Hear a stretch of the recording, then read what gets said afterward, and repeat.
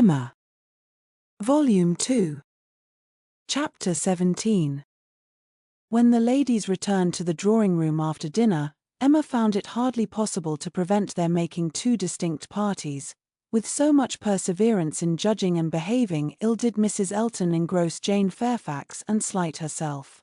She and Mrs. Weston were obliged to be almost always either talking together or silent together. Mrs. Elton left them no choice. If Jane repressed her for a little time, she soon began again, and though much that passed between them was in a half-whisper, especially on Mrs. Elton's side, there was no avoiding a knowledge of their principal subjects.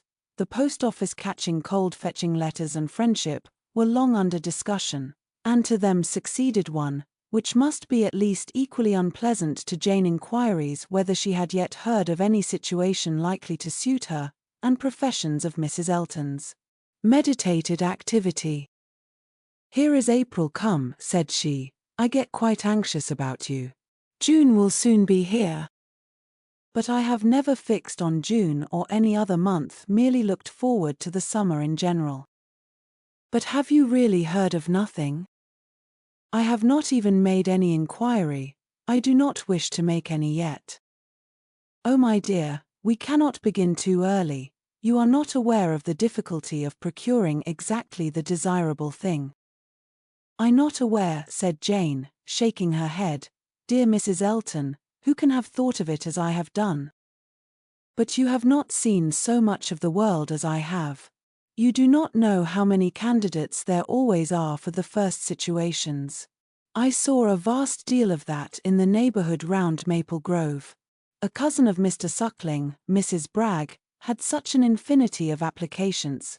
Everybody was anxious to be in her family, for she moves in the first circle. Wax candles in the schoolroom. You may imagine how desirable. Of all houses in the kingdom, Mrs. Bragg's is the one I would most wish to see you in. Colonel and Mrs. Campbell are to be in town again by midsummer," said Jane. "I must spend some time with them. I am sure they will want it. Afterwards I may probably be glad to dispose of myself. But I would not wish you to take the trouble of making any inquiries at present." "Trouble? I know your scruples. You are afraid of giving me trouble, but I assure you, my dear Jane, the Campbells can hardly be more interested about you than I am.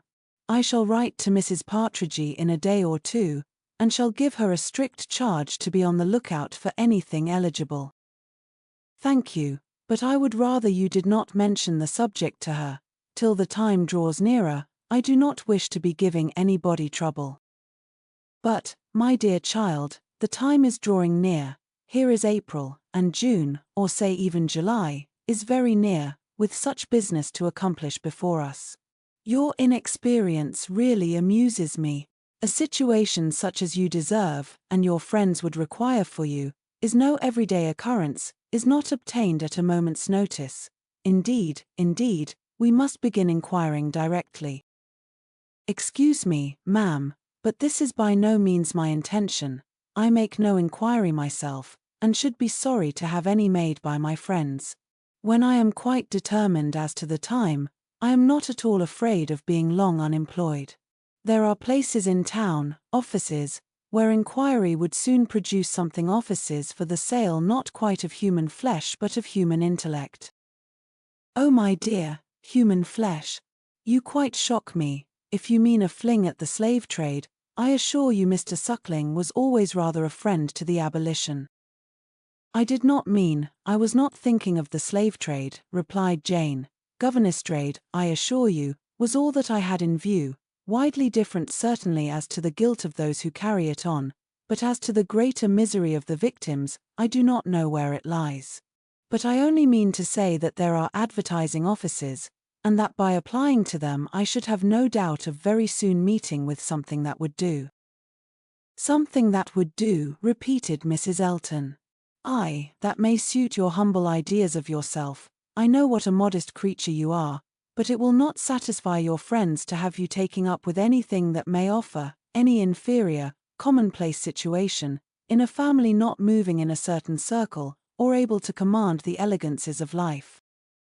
"You are very obliging, But as to all that, I am very indifferent. It would be no object to me to be with the rich.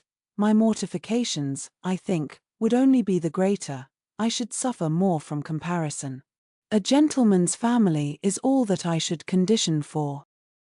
I know you, you would take up with anything, but I shall be a little more nice, and I am sure the good Campbells will be quite on my side. With your superior talents, you have a right to move in the first circle. Your musical knowledge alone would entitle you to name your own terms, have as many rooms as you like, and mix in the family as much as you chose. That is, I do not know if you knew the harp. You might do all that, I am very sure, but you sing as well as play. Yes, I really believe you might, even without the harp. Stipulate for what you chose, and you must and shall be delightfully, honorably, and comfortably settled before the Campbells or I have any rest. You may well class the delight, the honor, and the comfort of such a situation together, said Jane. They are pretty sure to be equal. However, I am very serious in not wishing anything to be attempted at present for me. I am exceedingly obliged to you, Mrs. Elton. I am obliged to anybody who feels for me, but I am quite serious in wishing nothing to be done till the summer. For 2 or 3 months longer I shall remain where I am, and as I am. And I am quite serious too, I assure you, replied Mrs. Elton gaily, in resolving to be always on the watch, and employing my friends to watch also, that nothing really unexceptionable may pass us. In this style she ran on, never thoroughly stopped by anything till Mr. Woodhouse came into the room. Her vanity had then a change of object, and Emma heard her saying in the same half-whisper to Jane, "Here comes this dear old beau of mine, I protest. Only think of his gallantry in coming away before the other men. What a dear creature he is. I assure you I like him excessively. I admire all that quaint, old-fashioned politeness. It is much more to my taste than modern ease. Modern ease often disgusts me. But this good old Mr. Woodhouse, I wish you had heard his gallant speeches to me at dinner. Oh, I assure you I began to think my caro sposo would be absolutely jealous. I fancy I am rather a favorite. He took notice of my gown. How do you like it? Selina's choice handsome, I think, but I do not know whether it is not over-trimmed. I have the greatest dislike to the idea of being over-trimmed, quite a horror of finery. I must put on a few ornaments now, because it is expected of me. A bride, you know, must appear like a bride, but my natural taste is all for simplicity.